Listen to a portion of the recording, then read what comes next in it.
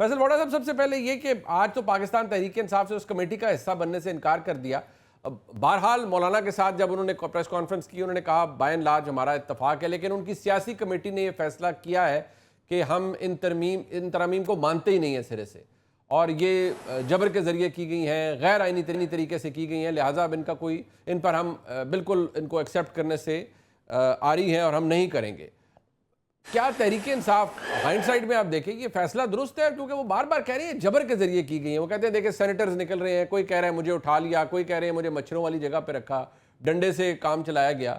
تو ان کی کوئی اہمیت نہیں ہے، عزت نہیں ہے اس ترمیم کی جو کی گئی ہے. بہت شکریہ منیب صاحب. منیب صاحب مجھے 2-3 منٹ دے دیجیے گا، میں آپ کو تفصیل سے سمجھا دوں. دیکھیں منیب صاحب، سب سے پہلے تو یہ کہ یہ آپ کو سمجھ جانا چاہیے تھا کہ یہ اگر موقف پہلے دن لے لیا جاتا، 1 گھنٹہ پہلے لے لیا جاتا، جب کیمرے کی آنکھ آپ کے اوپر تھی، آپ نے اس کو بھی موقف نہیں دیا.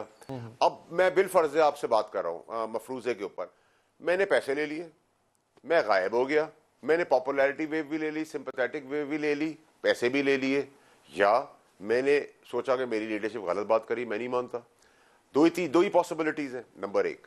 نمبر 2 ہے کہ آپ نے 1 گھنٹہ، 1 دن، 2 دن پہلے یہ بات کیوں نہیں کی؟ ہونے کے بھی 24 گھنٹے کے بعد آپ یہ بات کرتے ہیں. تیسری اور موسٹ امپورٹنٹ چیز یہ کہ میں کس کی بات مانوں؟ جب ایک کے پی کے کا سی ایم ڈگی میں بیٹھ کے غائب ہو جاتا ہے اور پھر وہ نمودار ہو جاتا ہے اور وہ کہتا ہے کہ میں وہیں سب کچھ تو دیکھ رہا تھا، میں خود چھپ گیا تھا. باقی ممبران کہتے ہیں کہ ہم چھپ کے آتے ہیں، چھپ کے جاتے ہیں، تو پھر چھپنا چھپانا تو آپ خود اپنی مرضی سے کرتے ہیں. تیسری چیز یہ کہ 18 کو آپ نے پروٹیسٹ پلان کیا، پی ٹی آئی نے، مکھی کا بچہ باہر نہیں نکلا. آپ نے ڈی چوک پہ دھرنا پلان کیا، آپ کے پی کے ہاؤس سے نکل گئے، وہاں سے ڈگی میں بیٹھ کے غائب ہو گئے. پھر آپ نے پورا فیسیلیٹیٹ کیا پی ٹی آئی نے گورنمنٹ آف پاکستان کو، ان کا شک بائی شک چلے، ساری فیسیلیٹیز یوز کر رہے ہیں. تیسری چیز یہ کہ اس کے بعد انہوں نے ترمیم کو ووٹ نہیں دیا، کلازز کو ووٹ دیا. اور پھر فری رن دینے کے لیے انڈرسٹینڈنگ کے تحت واک اوے کر دیا بائیکاٹ سے. بھائی آپ اپوزیشن تھی، آپ ان کے خلاف ووٹ ڈالتے، آپ نے وہ بھی ڈالا. پھر آپ نے 15 دن بقول آپ کے عمران خان صاحب سے ملنے کی کوشش بھی نہیں کی، نہ آپ کو ملنے دیا گیا. لیکن اچانک سے جس چیز میں آپ بک گئے تھے وہ چیز لے کے آپ کسی نہ کسی طریقے سے عمران خان کی جیل تک پہنچ گئے. اس کا مطلب جب آپ کی ول ہوتی ہے آپ پہنچ جاتے ہیں. پھر 3 آدمیوں کو اندر جانے کی اجازت ملی تو انہوں نے موقع بنایا کہ 3 کا بہانہ کر کے ہم ملتے ہی نہیں ہیں. پھر ہمارے جیسوں نے کہا بھائی 5 نہیں 10 آدمی بھیجو. 5 آدمی کی اجازت مل گئی، 5 گئے. جو گالم گلوچوں نے کھائی، جو بھی کھائی، وہ ایک سیپریٹ سبجیکٹ ہے. اس کے بعد آپ آ کے رونا گانا کرتے ہیں.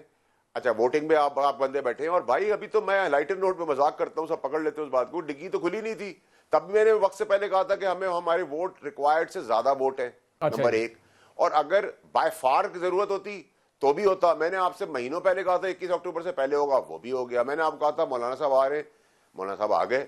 میں تو دیکھیں اختر مینگل صاحب ہیں، میرے بڑے بھائی ہیں، میرے بڑا عزت احترام کون سا رشتہ ہے، وہ وہاں موجود تھے سینٹ کے اندر. ٹھیک ہے جی. اور ہم نے سمیت ہم نے ان کو ساتھ سینٹ میں ملے بھی، ان کو کہا کہ آپ ہمارے مہمان ہیں، بتائیں ہمارے لیے کیا کرنا، ہم نے آپ کے لیے کیا کرنا ہے. تو ہماری بہت اچھا تعلق ہے. مولانا صاحب کی بھی اگر بات کریں تو ان کے بھائی سے آپ کو پتا ہے میرا 10 12 15 سال کا تعلق ہے. ہنسی مذاق، وہ شغلی آدمی تو ہنسی مذاق چلتا رہتا ہے. اور مولانا صاحب کی سیاست کو میں اس لیے بہت سیکھنا چاہتا ہوں، وہ سیاست کہ جو لفظات سے ان کو نوازا گیا تھا، ڈیزل، کافر، فلانا، دھماکہ، انہوں نے ایک آدمی سے تعریف کروائی اپنی سمیت عمران خان کی، اور ایک آدمی کی تعریف نہیں کی. تو میں تو ان کی سیاست کو پریز کرتا ہوں. اور بلاول صاحب کی جو محنت ہے، بلاول صاحب کی محنت میں ووٹ سے زیادہ انہوں نے لوگوں کی عزت بچا لی. اب آپ مجھے بتائیں کہ ابھی تو آج سے پہلے تاریخ پہ تاریخ ہوتی تھی. اب میں آپ سے کہہ رہا ہوں ترمیم پہ ترمیم، ترقی پہ ترقی. تو میں تو اس میں کوئی چیز چھپا نہیں رہا.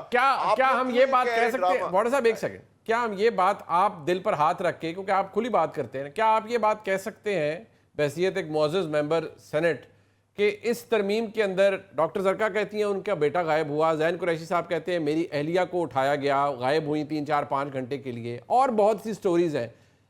کیا آپ کے نزدیک سارے دروغ گوئی کر رہے ہیں، سارے غلط بیانی کر رہے ہیں؟ کیونکہ جو امپریشن ہے، میں بار بار کہوں گا، یہ تو لٹکتا رہے گا نا کہ یہ ڈنڈے کے زور پر ہوئی، جبر کے زور پر ہوئی، سختی کر کے ہوئی، یا یہ آپ کو لگتا ہے کہ سب سٹوریز ہیں؟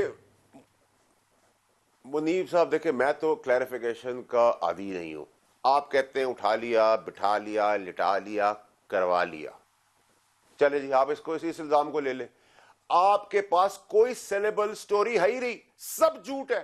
مجھے آپ بتائیں کسی کا بچہ اغوا ہو جائے، آپ سمجھتے ہیں کہ وہ ماں یا باپ یا بھائی یا بہن سیاست کر سکتے ہیں, ریئلائزیشن ہو سکتی ہے ان کے اوپر, تو مر جائے آدمی, ٹھیک ہے, اللہ معاف کرے. دوسرا کہتا ہے کہ جب میری بیوی اٹھا لی, مطلب آپ سیاست کے کس حد تک گر گئے. آپ یہ اس کی کانوٹیشن نہیں دیکھ رہے کہ اس کے اوپر کیا الزامات لگیں گے, کیا کیا باتیں ہوں گی, مطلب خدا کا خوف کریں.